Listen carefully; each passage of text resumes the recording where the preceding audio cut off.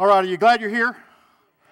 Okay, cool. You know, every once in a while I get something that I may, read it twice in a period of time or whatever, but I think this one is just so good. I think it deserves a second go-around.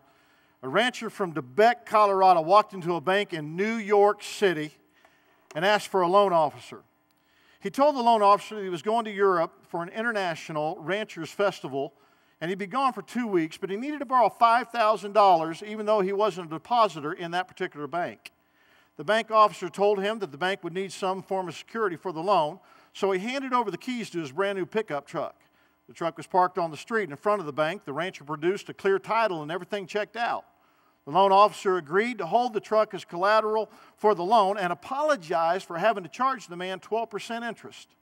Later, the bank president and the officers all enjoyed a good laugh at the rancher from Colorado for using a $50,000 truck as collateral for a $5,000 loan.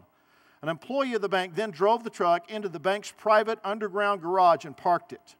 2 weeks later, the rancher returned, paid the $5,000 back, plus the interest of $23.07. The loan officer said, "Sir, we are very happy to have had your business and the transaction has worked out very nicely, but we're just a little bit puzzled. While you were away, we checked you out on Dun & Bradstreet, and we found that you are a distinguished alumni from CU, a highly educated investor, a multimillionaire with real estate investments all over the United States. And what puzzles us is, why would you need to borrow $5,000? The good old boy from Colorado replied, "Where else in New York City can I park my truck for 2 weeks for $23.07 and expect it to be there when I return?" That's a good decision right there. That's a good decision. We've been talking about great decisions, and here's the truth. I believe that you can have a great life. I really do. I don't think it's ever too late for you to have a great life. If you've been through 2 marriages, if you've had your heart broken over and over again, I believe you can still have a great life. If you're 50 years of age and starting over in a brand new career because one that you had in this economy played out, I still believe you can have a great life. If you've made many mistakes, very bad decisions in your life, if you've just gone down one bad road after another, I believe that you today can have a great life. And you know how? Better life, better decisions. Better life, better decisions. The difference between those of us who are saved and we're going to heaven and living a good life and those of us who are saved and going to heaven and living a crappy life, and can I say crappy on Sunday morning? Well, too late, I said it. It might not have been a great decision, but I said it. Is the fact that you make better decisions. It's not that you love God more, you don't love God. It has nothing to do with that.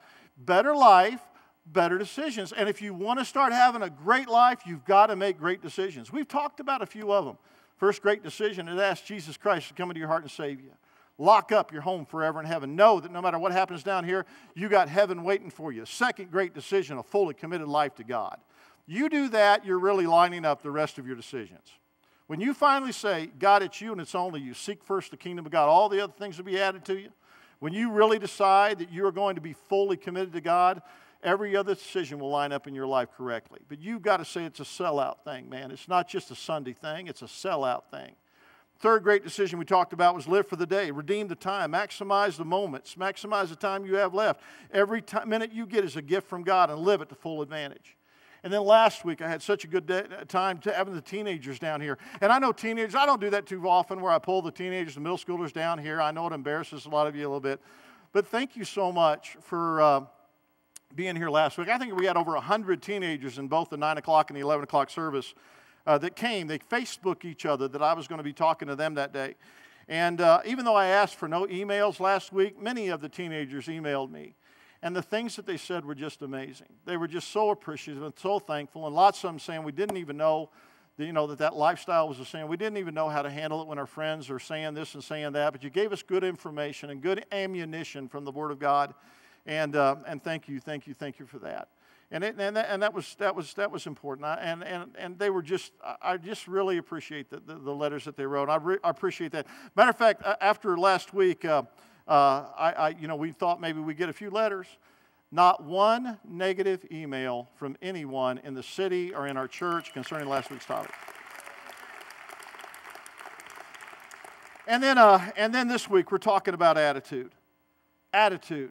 You say, well, is that really important? Let me tell you something. It is the single most important daily decision you will make when it comes to living a successful, overcoming, and faith-filled life. It is the single most important decision that you'll make on a daily basis. It is the difference between those who are consistently blessed and those who are not. Let me say that again. It is the difference between those of us who are consistently blessed and those that are not. And your attitude is something that you choose on a daily basis. It is your choice. You say, well, Pastor, really, how important is it? Well, let me ask you how important it is. Let's say when it comes to choosing the people that are going to be in your life, do you want somebody with a negative attitude or a positive attitude? You want somebody who's sad or happy? You want somebody who's got a lot of brains or somebody who's got a great attitude? Oh, really? So the thing is, smart people with a really bad attitude, I'd rather take a high school diploma guy with a really good attitude. Does that make sense? Let me try another one. How about a really pretty person with a really bad attitude, or somebody who may not be so pretty, but has got a good attitude? Let me try the teenagers on this. Want a pretty girl or a girl with a great attitude? Good choice. Now, some of you were real slow on that. But let me help you with that. The longer you go, the more you choose attitude. Let me tell you something. Because pretty with a bad attitude ain't so pretty. And handsome with a bad attitude ain't so handsome. Am I right? So how many of you consider yourself a good-looking person like I do me? Anybody? Okay. Here's the problem. If you consider yourself a good-looking person and your mate wants to be away from you a lot, do the math. Do the math. It's extremely important. The wrong one can destroy a company. It can destroy a business. It will destroy a friendship. It will destroy a marriage. It will destroy a future. And the wrong attitude will destroy a church. I've seen attitudes get into church people and attitudes get on staffs and pastors. And before you know it, a great church was completely torn apart by the cancer of a bad attitude. That's why many times, we'll tell anybody can come here, no matter what you've done, no matter what your background is. You bring a bad attitude in here, I am on wolf patrol. I am looking for you. I will sniff you out. I'm a hunter, and therefore I practice the spot, stalk, and close the distance approach to pastoring when it comes to seeing a bad attitude. I'll listen, I'll find it, I'll move in on you, and then I'll jump on you. What are you saying? Why are you talking like that? Why are you being all negative? You need to get your attitude straight. Straighten up that attitude. I'll jump right on you over a bad attitude. I'll do it. Now, I do it with fun. That stuff used to bother me. Now I just have fun with it. I enjoy doing it. I like it. Makes me feel good. I feel like a hunter when I'm doing it. But Stanford Research Institute out of Stanford University said this: 87% of a person's success has to do with people knowledge. 13% has to do with product knowledge. Isn't that interesting? 87% of a person's success has nothing to do with anything other than your attitude and how you treat people. To be nice to people, to be kind to people, to smile, to say hello, to open a door, to say goodbye, all these kind of things has to do with the fact that you're not just talking and practicing people skills. It's more than that. It's the fact you really, truly love and care for other people. Ann and I were in a Red Lobster. We were going into Red Lobster a couple of weeks ago, and we went in, and the waitress in there was about 60 years of age, and she was a grandma. And we knew she was a grandma because her little ordering book, she would just make sure fell open where you could see pictures of her grandkids. And so she's kind of doing that to us. Oh, your grandkid, yeah, I just love it. And she was so fun and so nice, and she was having such a great day, and she loved her job. Serving as a server in Red Lobster at the age of 60. And we said, hey, what's the soup of the day? She said, I have no idea. Just like, I have no idea, but I'll go find out, and if you want it, I'll bring it to you. And we just thought, man, how cool, how refreshing. And we both made this comment. We said, I'll bet you she makes more money than all the other servers on the floor. Not because she was a great server, because she had a great attitude. I talked about the fact that to keep things fun and this, that, and the other. And I like to mess with people. I do. First of all, I love people. I'm not playing with that. There's politicians that love a crowd and hate people. And there's pastors that love a crowd and don't necessarily like people. But I do. I love people. And I like to mess with people. And I don't take everything real serious because things are just too serious. And so we had a couple in our church about a year and a half ago, and they left the church because they were mad. Well, they weren't mad at me. They were actually mad at one of you. True story. They were mad at somebody else that went to the church, and because they couldn't get over it and forgive it, the fact that that other person was in the church when they were in the church, and they're seeing them over there thinking they're being all phony baloney, and that's my interpretation of the fact they wouldn't forgive them. But they were kind of, saying it's messing up my worship. I can't come to church. And that's why we have a 9 o'clock service and we have an 11 o'clock service. So if you have an ex that comes at 9, just come at 11. If they're coming at 11, come at 9. It's not God's fault. Just keep doing your God thing. But anyway, so they got mad at somebody and they left the church. And I heard they left. I heard they went to 2 or 3 other churches, and then they just got out of church. And so anyway, I saw them coming out of a restaurant. I was in a parking lot, and I looked at them and said, "Hey!" I said, "Have you found any other church in this city that'll put up with you yet? If not, we'll take you back." And he kind of ducked his head, and she started crying. And I know. I'm like, oh. And I felt real bad about it. I was just kidding with her, and she goes, "Pastor, we shouldn't have left. We're so sorry. We've been miserable." And I said, "Well, the door swings both ways. Just come on back." "Well, can we?" "Well, of course you can." And they're like, "Oh, thank you." And I said, "Just make up all your tithes and offerings where you had when you were."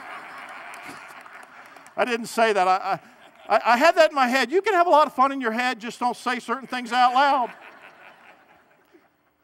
But anyway, they came back. Here's the thing. Here's the thing. Your attitude reveals to God what you think He can do in the situation you face. And that's what He's looking for. The whole thing you're going through is a test.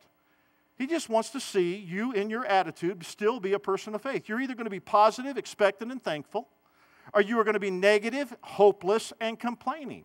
And as you have heard me say many, many times over the past, the people of the Bible got away with bad actions way longer than they ever got away with a bad attitude.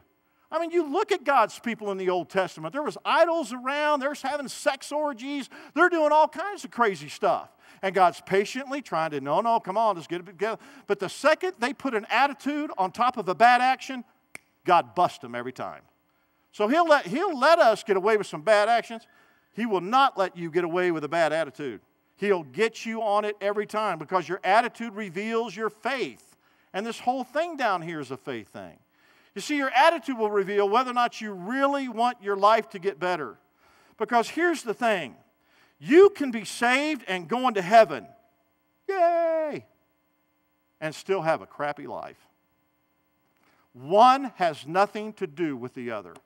You thought, well, if I'm saved, I'm on my way to heaven. Woohoo! Everything ought to be great until I get there. No.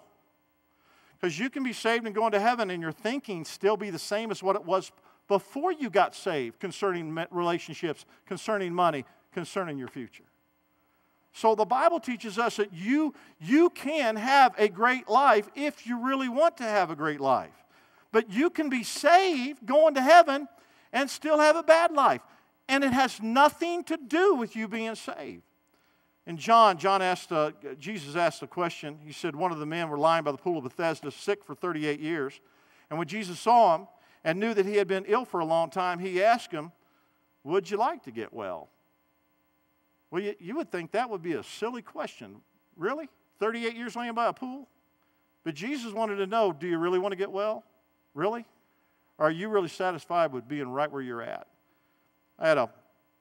It's funny to me because there's a number of people who will, admit that their life's not really going that great, but yet they want to argue the solution. I had a woman tell me one time, she came to me after the service was over, and she's being all grouchy, and she said, "Pastor," she said, "I just don't agree with what you said this morning." I said, "Well, what part?" She said, "Well, tithing. I just think tithing's Old Testament. I don't think you got to tithe to be blessed today," or anything like that. I said, "Really? 10 Commandments, Old Testament. Really? Really?" Gave her a few other illustrations, and we talked about it. All right, okay. I said, Jesus didn't come to do away with the old law. I said he came to fulfill it. Matter of fact, he made some things harder on us. He said in the Old Testament, he said adultery was a physical act. In the New Testament, he said, men, all you got to do is look at a woman and lust after her, and you've committed it in your heart. So I said, he didn't do away with the stuff of the Old Testament, even if that was true. I said, the law of Melchizedek in the New Testament, talking about tithing with her and stuff like that. And then she said, well, I don't think you got to go to church. I think you can go up in the mountains and do church is good. You can go people in church, cars, parking lot, all that stuff. And I just listened to her go on for a little while, and then I said, wow. I said, you must have a really great life. And she goes, my life ain't great. You know? And she said, my life ain't great. And I said, well, you know, you think it is because, I mean, obviously, you know, there's nothing else you want to do. My life ain't great. And I go, well, then why in the world are you arguing with me about things that would make your life better if your life ain't great? And she goes, I don't know.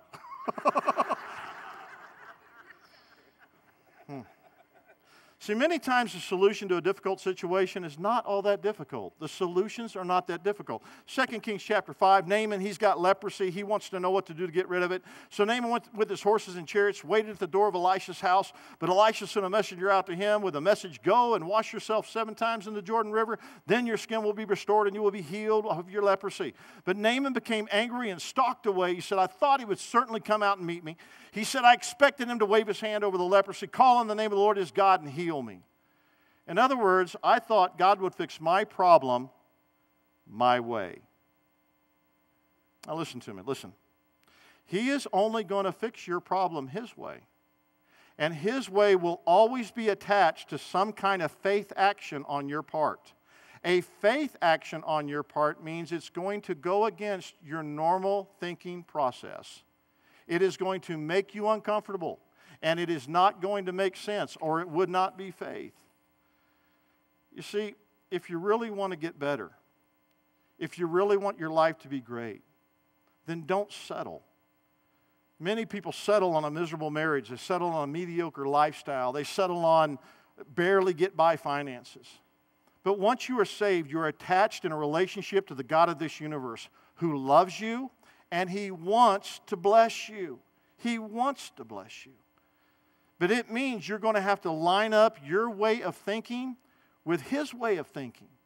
Romans 12, verse 2 says this. In other words, your life's not going to get better just because you're saved, just because you're going to church, just because you tithe, just because you read your Bible. There's more to it than that.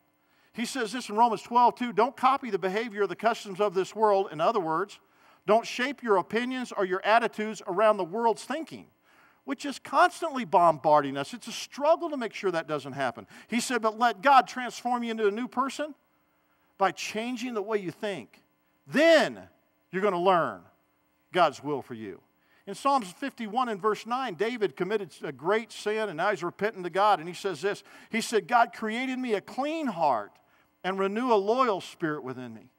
In other words, my thinking or my attitude, not just my actions, but now it's my thinking that's all messed up. And I can't get my life right when my attitude's wrong. In other words, what he's saying is I got to get back to lining up my thinking to be loyal to your thinking. Listen, get your thinking elevated, get your life elevated. Let me say it again. Get your thinking elevated, you'll get your life elevated. And I'll be the first to tell you that this is not easy in the world and the culture and here in the liberal media and the news in which you and I hear on a daily basis. That's why it's so important. Listen, we ought to hear a message on our attitude once a month. I try to talk about it a lot, but it is so important. How many of you ever listen to Joyce Myers in the morning? You listen to her? How many of you ever plug into Joel Osteen? Listen to him? Oh my gosh, you got to have a feed of these kind of people just constantly pouring into you because you've got another issue that's trying to keep you away from it. Everybody repeat after me. I need a new mind. One more time. I need a new mind. This means I need a new way of looking at an old set of circumstances. I need a new way of seeing this problem. I need a new way of looking at this marriage. I need a new way of looking at this house payment in this economy. I need a new way of looking at this relationship. I need a new way of looking at a grown son or a grown daughter. I need a new way of seeing an old set of circumstances. You see, I got to get this thing right, and I got to get it right now because I can't go back and do this year over. Every day is a gift, and I don't want to mess up this day because I brought a bad attitude into it. Psalms 118 and verse 24 says, this is the day that the Lord has made. We will rejoice. That's a choice. We will rejoice, and we will be glad in it. And there's some things that I've decided I'm just not taking into my future. I'm just not going to do it. The first thing I'm not going to take into the rest of this year is negative talk. Negative talk has never helped me. And that means sometimes I got to put myself in a timeout. You know what I'm saying? I mean, I was working on a project. I was in the second day of working on this very difficult challenge that I had in front of me. And I had a deadline on it. At the end of the second day, the project wasn't any better than it was when I first started it. Matter of fact, I think it was more complicated and worse. And at the end of the second day, I was snapping at everybody. I'm sorry, don't call me. Don't talk to me right now. I'm working with numbers. Don't anybody. You know, and Anna said, honey, what do you want? No, I don't care what we eat. And it's like, okay. And then I just put myself in a timeout. And I didn't answer the phone. I didn't talk to anybody until I talked to me, right? And I said, this isn't helping. Me being negative about this, me. So I had and every once in a while, you got to put yourself in a timeout and just shut up if the only thing you can say is going to be negative. Second thing I'm not taking in the rest of this year is a bad attitude and a complaining mouth. And you want to know why? A bad attitude and complaining mouth will only cause you to run laps. Well, I just think this and I just think that. And you didn't move at all. All you did was spend energy. That's it. Now, there's certain hot button triggers for me that I've got to be very careful with to keep my attitude right and to keep my mouth shut. But if you want to talk to me about politics and who needs to be the next president of the United States of America, oh my gosh, Hooper, I just need to shut my mouth. You know what I'm saying? I mean, there are certain things that I can just start complaining about our country and complaining about this decision and that decision, the direction we're going or whatever. But it doesn't do any good. It causes you to run laps. Here's the third thing, an unforgiving spirit. Man, an unforgiving spirit is a waste of time. See, this is the biggest battle that you and I face today. Now listen to me. You think your problem is money. You think your problem is work. You think your problem is the government. You think your problem is the relationship. The biggest problem is your thinking about that problem. You're going to come out of it head first. You think yourself out first. You come out head first, and everything else that's connected is coming out with you. Change the way you think about the problem, and you'll change the problem. 2 Timothy says this, God did not give us a spirit of fear, but a power of love and of a sound mind. 2 Chronicles chapter 16:9 says, God is looking for somebody that he can support, somebody that he can bless. He's looking for somebody who will think faith. You say, well, Pastor, how do I know if I'm thinking without faith? Well, consider your situation right now from the standpoint of only what you can do about it, without factoring in God at all. And if you do that, you're thinking without faith. Now, everyone in the room, do this with me. Come on. Close your eyes for a second. Close your eyes. Now consider your biggest challenge that you're facing right now. Put it out there. Might be 2 or 3 things stacked on top of each other. Get it all up there. Now, I want you to picture God right in the middle of it with you. I want you to remember how big he is. I want you to think about how much he loves you, that you belong to him. And if you look bad, he looks bad. So you cannot lose. Now, think about your problem again. And right there is your new way of thinking. All right, now look at me. Here's some positive life points on the side screen I want you to take with you. Number 1, feed your mind with positive teaching. Feed your mind with positive teaching. You are getting blasted from everywhere these days with negativism. So feed your mind with positive thinking. Tune into the DVR. Tune into the Joyce Myers and Joel Osteens. Number 2, refuse to go negative. Refuse to go negative. When you catch yourself starting to talk negative, stop it. Just stop it. Tell somebody around you to tell me to shut my mouth if you hear me speaking word curses over my future. Number 3, challenge others around you to speak a positive word. In other words, pay attention to the attitudes of those people in your small group. Bad attitude people are not going to live a great life. So if you're in a small group or you got people or friends in your life, they're always saying something negative, bust them on it. So wait a minute, okay, you want to give your opinion about that? Okay, great. Give me 6 positive things first. Okay, now tell me what you think. Now follow it up 3 more positive things so we don't get stuck in that rut. Say something positive about what you just said was negative, but bust them on it. And if your small group won't change, get out of that group. It's that important for your future. Your attitude can change everything. I mean, it'll change everything. And it is the difference between those of us who are consistently blessed and those of us who aren't. Give me that last slide. We got some melancholies down here. If they don't fill in the blank on number 3, they're gonna have a. There you go. There you are. How you like that? You're welcome. All right, let me pray. Father, we love you so much. Thank you for loving us. God, you're awesome. You're amazing. You've given us a great life.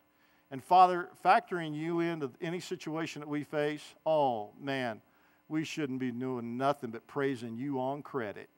So, Father, thank you for what you're doing here. Thank you. We want to make better decisions that we might have a better life.